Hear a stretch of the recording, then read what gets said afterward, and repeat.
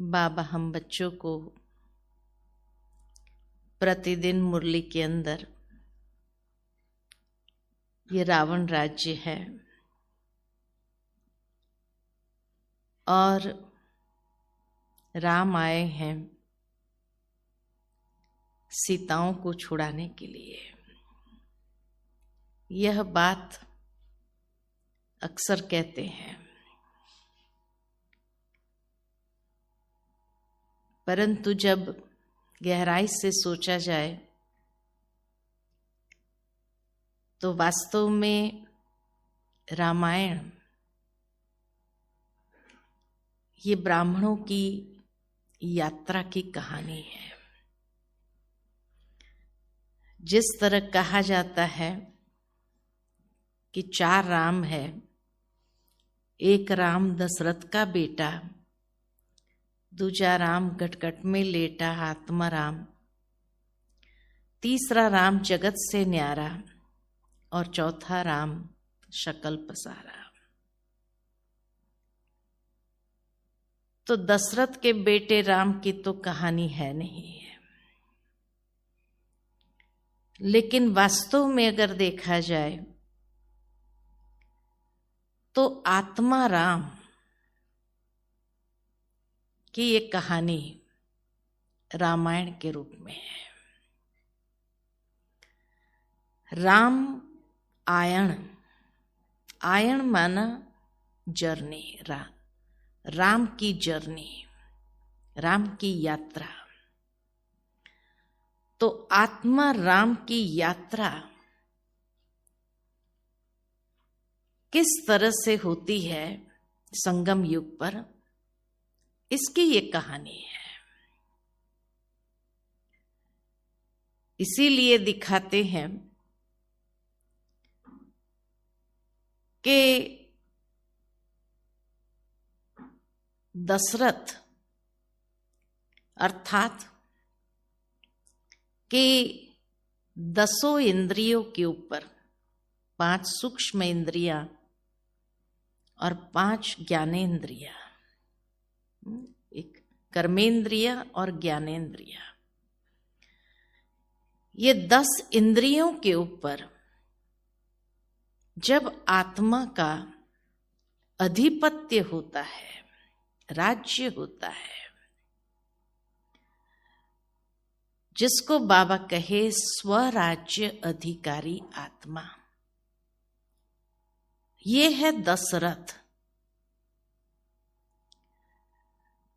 तो संगम युग पर बाबा जब हम बच्चों को ऐसे 10 रथ बना देते हैं,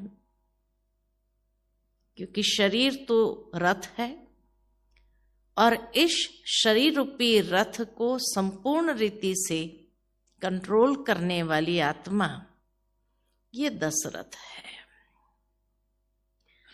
तो उसका राज्य कैसा होता है? अयोध्या, जहां कभी युद्ध हो नहीं सकता है, ऐसा उसका राज्य था। तो सतयुग त्रेता युग में आत्मा दशरथ के रूप में, जिसका राज्य में कभी युद्ध नहीं हुआ, जिसकी 3 रानियां दर्शाई, और ये 3 रानियां है, सबसे पहली कौशल्या।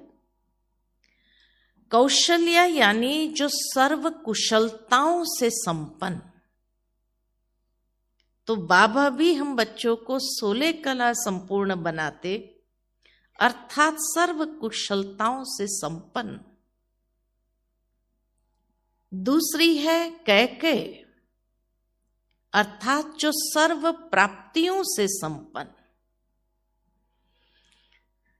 क्योंकि जब कैकेय को कहा गया तुम 2 वरदान मांगो, जो चाहिए वो, तो उसने क्या कहा? मुझे कुछ भी नहीं चाहिए, समय आने पर देखेंगे।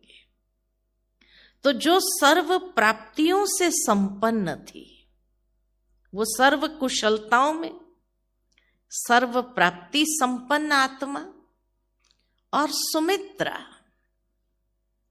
अर्थात जिसका सर्व के साथ इतना स्नेह प्रेम था, मित्रता का भाव था। तो जो आत्मा स्वराज्य अधिकारी होती है उसकी ये 3 विशेषताएं जरूर होती है। संगम युग पर बाबा हमें ऐसा बनाते हैं।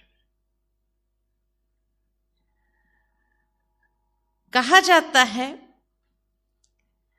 कि उनके 4 बच्चे जो हुए यज्ञ से हुए, अर्थात यज्ञ से ही हम सबका भी जन्म होता है।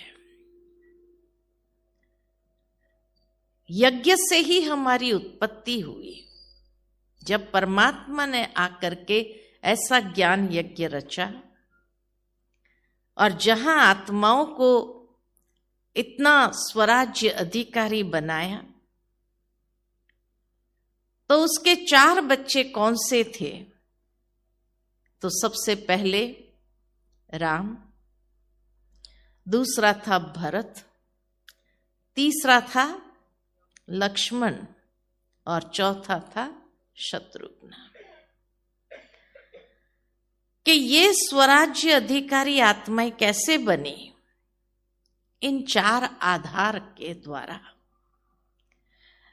राम अर्थात ज्ञान स्वरूप, ज्ञान मर्यादा पुरुषोत्तम उसको दिखाते हैं। तो ज्ञान के आधार से ऐसा बना, हर बात में वो ज्ञान को अप्लाई करता है, यूज करता है। दूसरा था भरत, यानी समर्पणमयता, योग। योग में हम अपनी बुद्धि को बाबा के सामने समर्पण कर देते हैं। तो जो योगी आत्मा था, समर्पण भाव जिसके अंदर था, इसीलिए वो दिखाते कि दोनों राम की चाकड़ी को सर पर उठा करके समर्पण भाव देखो, मैंपन जरा भी नहीं, जो आज बाबा ने कहा मुरली में। तीसरा था लक्ष्मण, अर्थात त्याग, यानी धारणा स्वरूप। सबसे बड़ा त्याग दिखाया ही गया है, राम से भी ज्यादा लक्ष्मण का और उर्मिला का। भावार्थ ये कि धारणा स्वरूप आत्मा थी। और चौथा शत्रुघ्न, सेवादारी। तो ज्ञान, योग, धारणा और सेवा,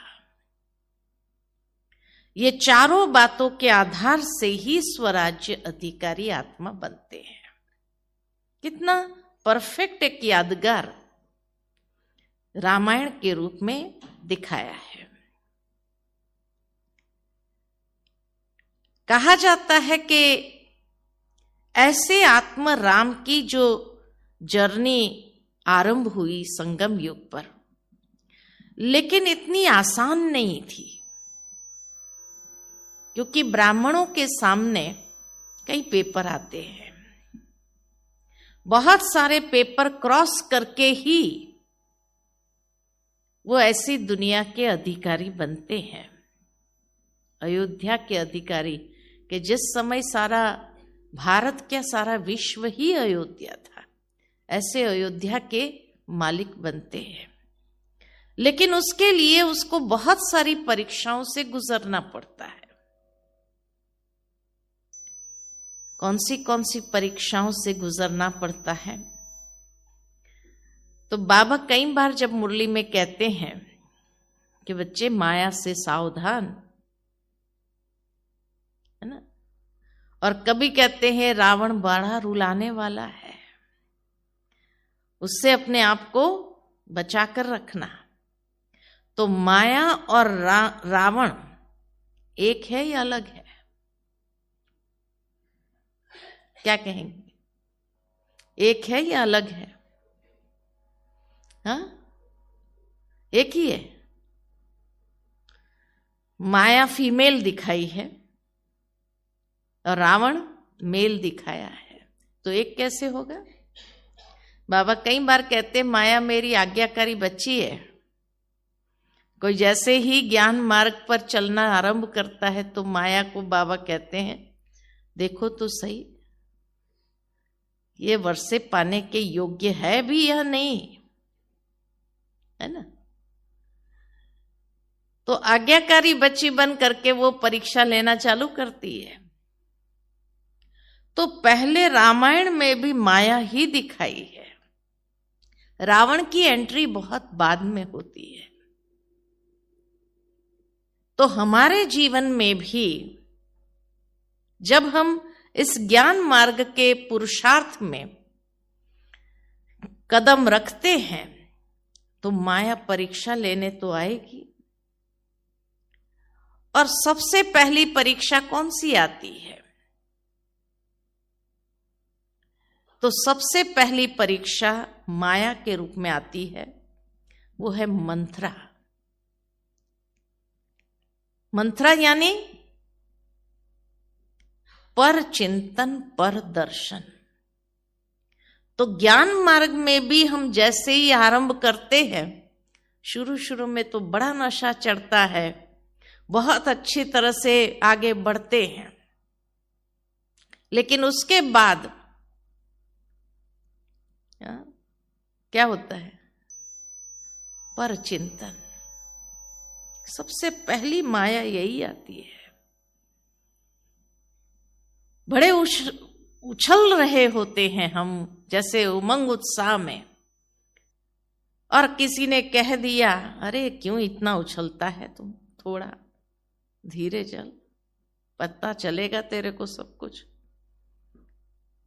क्या होता है? तो फिर सुनाना शुरू करते हैं। होती अपनी कमजोरी, लेकिन पर चिंतन करते हुए किसी और की कमजोरी को सुनाना शुरू करते हैं। तो धीरे धीरे वो नशा क्या हो जाता है? डाउन होता है कि नहीं होता है? तो ठीक इसी तरह कैकेयी भी बहुत अच्छी तरह से खुश थी, मौज में थी, लेकिन मंथरा जैसे उसके कान भर रही थी। तो सबसे पहली परीक्षा कोई भी पर चिंतन, इसलिए बाबा कई बार मुरली में हम बच्चों को कहते हैं 3 पर से बचे रहो, पर दर्शन, पर चिंतन और पर मत के प्रभाव से मुक्त होकर रहेंगे तो पर उपकार कर सकेंगे, नहीं तो नहीं होगा, पर उपकार नहीं होगा। क्योंकि उस चक्री के अंदर आ जाते हैं, पर चिंतन पर दर्शन की चक्री में बहुत जल्दी आ जाते हैं। और यही रामायण के अंदर दिखाया कि बहुत जल्दी उसकी चक्री में आ गई वो। आते ही क्या हुआ? खुशी गायब। फिर आता है मन में कि जब शुरू शुरू में हम ज्ञान में आए थे ना, तो बड़ा खुशी में उड़ते थे, पता नहीं वो खुशी कहाँ गायब हो गई। क्यों गायब होती है, कहाँ गायब होती है? उसका पहला कारण माया। ये माया का स्वरूप है, इसलिए उसको फीमेल दिखाया। अच्छा, उसको क्रॉस करने के बाद उसका परिणाम क्या हुआ? तो जंगल में जाना पड़ेगा, पथरीली कांटेली जमीन पर चलना पड़ेगा, माना कई प्रकार के कष्ट जीवन में आने लगेंगे। ब्राह्मण जीवन में भी वो दुख, दर्द, कष्ट भोगना पड़ता है, पर चिंतन, पर दर्शन, पर मत के प्रभाव में अगर आए तो, है ना। इसीलिए बाबा हमेशा कहते इससे बच के रहो, ये जर्मुई जर्मुई नहीं करो। ये बाबा क्यों कहता है? उसका पीछे का महत्वपूर्ण कारण यही है। उसके बाद जैसे वो कोप भवन में चली गई, दुख दर्द और दशरथ से अपने 2 वायदे की मांग किया चाहिए। तभी दुनिया में भी कहा जाता है बिना सोच समझे किसी को भी वचन नहीं दो, है ना, नहीं तो पता नहीं वो क्या मांग बैठे। लेकिन जैसे ही ये वन में गए, कष्ट भोगना आरंभ हुआ, फिर भी दिखाया ये है कि राम की मनोस्थिति पॉजिटिव बहुत रही, कि कितना भी कष्ट आया, लक्ष्मण बार बार उसका मन विचलित होता था, लक्ष्य से भटक जाता था, उसका मन विचलित हो जाता था, वो बार बार गाली भी देता था कैकेयी को। तो राम क्या कहते थे? पॉजिटिव फ्रेम ऑफ माइंड दिखाया कि चाहे कोई चक्री में आ भी जाओ तो भी अपनी सकारात्मक मनस्थिति को नहीं छोड़ना।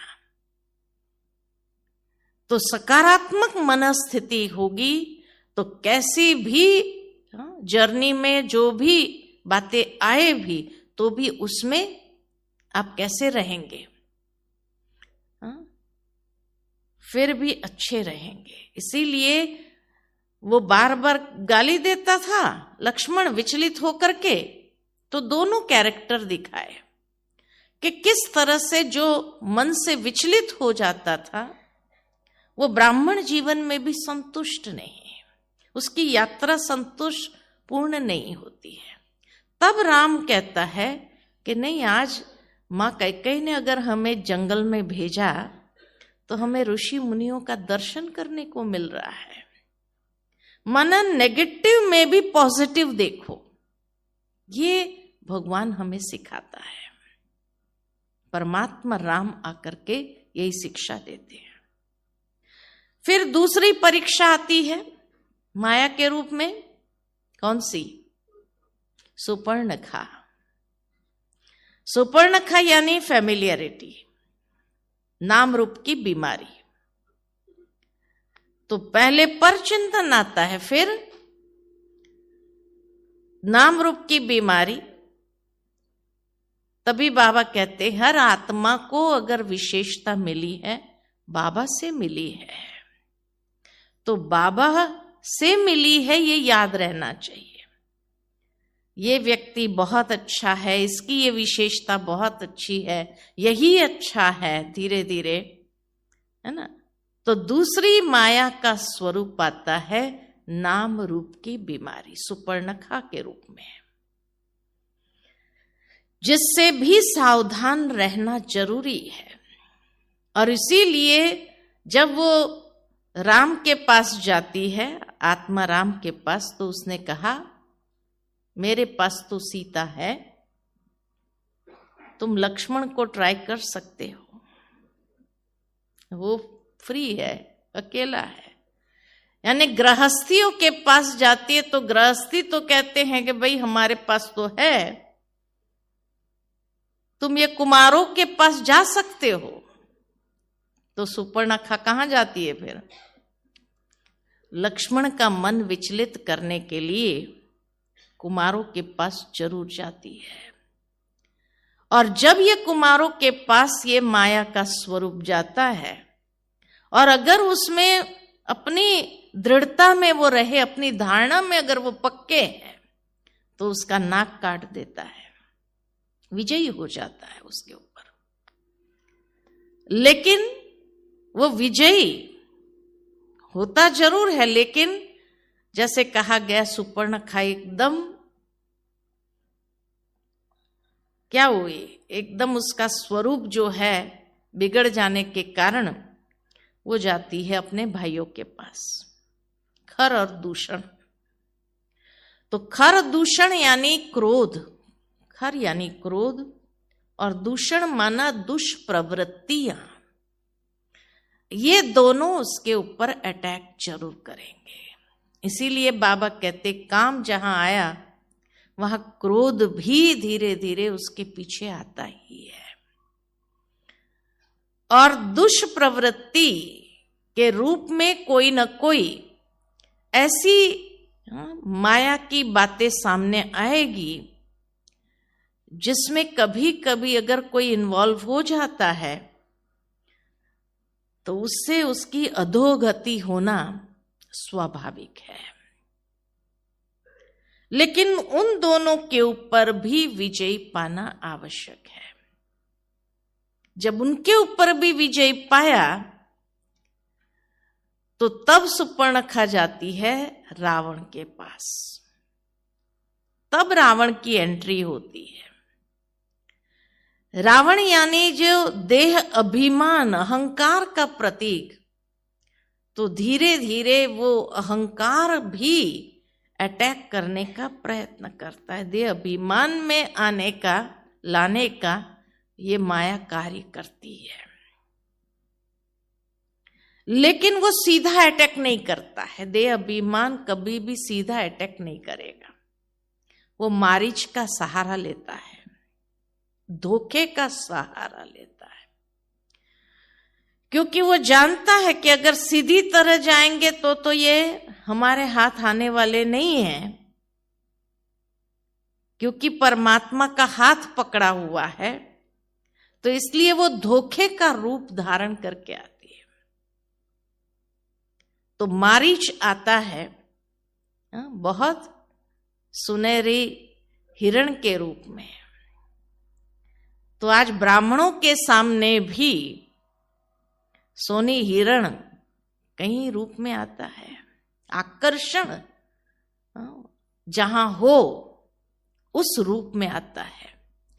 तो चौथी परीक्षा है आकर्षण। आकर्षण से अपने आप को बचाओ, चाहे वो चीज वस्तु की आकर्षण हो, चाहे वह व्यक्ति की आकर्षण से अगर बच भी गए तो चीज वस्तु की आकर्षण ये चाहिए, है ना। तो सोने हिरण का रूप देख करके सीता ने क्या कहा, ये चाहिए। तो चाहिए की चाहना ब्राह्मण जीवन में भी आरंभ होती है। ये चाहिए, भले सेवा के लिए चाहिए, है ना। तो चाहिए, तो किससे हम ये करते हैं, चाहिए मुझे ये चीज, किसको मिन्नत करते हैं, राम को। सीता ने भी राम को कहा मुझे ये चाहिए। राम ने क्या कहा, अरे ये चाहिए मुझे। तो ब्राह्मण बच्चों को भी अगर कुछ चाहिए तो क्या करते हैं, योग लगाते हैं। बाबा को कहते हैं बाबा ये चाहिए, इतनी इच्छा मेरी पूरी कर दो। फिर मधुबन आकर के भी कई ब्राह्मण हमें क्या कहते हैं पता है, बाबा हमारी हर इच्छा पूरी करता है, हर बात सुनता है। कोई भी हमें कोई भी चीज चाहिए ना, हम बोलते नहीं किसी को, हम बाबा को ही कहते हैं, बाबा पूरी कर देता है। करता है ना, पूरी करता है ना, अनुभव है ना, पूरी करता है ना बाबा। तो आकर्षण में आते तो है ना, ये मारीच का आकर्षण से बचे रहना। शुरू में तो बाबा पूरी करता है, लेकिन वो कहां ले जाता है धीरे धीरे हमें।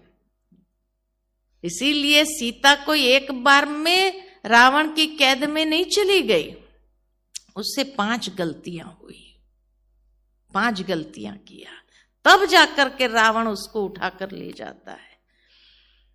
खाली सोने हिरण दिखा उसी के कारण वो नहीं चली गई रावण की कैद में। पहले तो आकर्षण हुआ, कितना सुंदर ये सोनी हिरण है, फिर हमें चाहिए।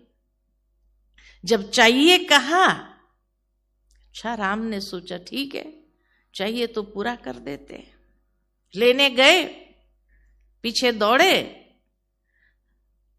तो मारीच ने राम का ही आवाज निकाल करके दूसरा धोखे का स्वरूप, हे लक्ष्मण बचाओ बचाओ। तो दूसरा सीता ने उस आवाज को परखा नहीं, पहचाना नहीं कि यह आवाज राम का नहीं हो सकता है। लक्ष्मण कह रहा है, लक्ष्मण को कहा जाओ तुम जाओ, राम बुला रहे हैं। कहा नहीं, मैं जानता हूं राम कितना समर्थ है, वो कभी पुकार नहीं सकता है, वो सर्व समर्थ है। तो दूसरा पहचाना नहीं कि ये राम का आवाज नहीं है और ये कोई माया का ही आवाज है। इसी तरह कई ब्राह्मणों को भी जब ऐसे आकर्षण के वश हो जाते हैं, फिर क्या कहते हैं, हमको तो बाबा की टचिंग हुई। तो बाबा का आवाज है या माया का आवाज है पहचानते नहीं है। अमृत वेले हमें टचिंग हुई, हमें तो बाबा ने ऐसा संकल्प दिया, ये संकल्प दिया, तो पहचाना नहीं ना। अरे ये माया का आवाज है। बाबा कहते हैं कई बार मुरली में कि आप ये मत समझो कि ये भगवान का आवाज है, ये टचिंग भगवान की है, लेकिन भगवान की टचिंग हो नहीं सकती इस तरह से। माया की टचिंग है, लेकिन उसको क्या समझ लेते हैं कई ब्राह्मण, बाबा ने हमको कहा ऐसा करो, बाबा ने हमको कहा। तो पहचानने की आवश्यकता है। उसके बाद जब लक्ष्मण नहीं गया कि नहीं, मुझे जो आज्ञा मिली है राम की कि भाई मुझे आपकी सुरक्षा देखनी है, इसलिए मैं नहीं जाऊंगा, मैं तो जानता हूं कि श्री राम तो सर्वसमर्थ है, उसको कुछ नहीं हो सकता है।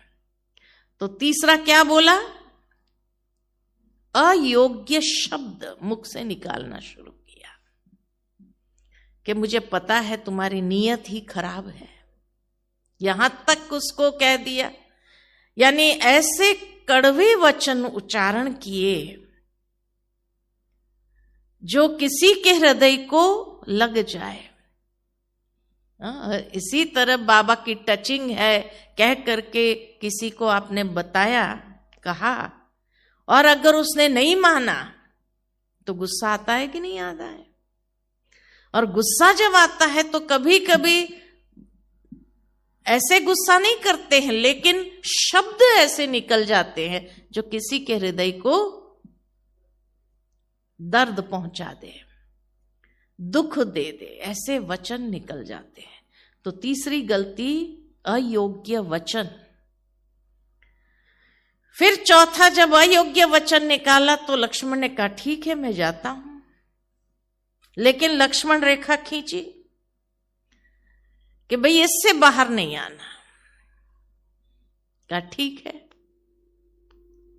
तो उस समय रावण बड़े साधारण रूप में आता है और साधारण रूप में आकर के कहता है भिक्षाम दे मैया। उसको भी पहचाना नहीं, चौथी गलती, उसको भी पहचाना नहीं। और आया कि भाई अपने घर से खाली कैसे कोई जाए,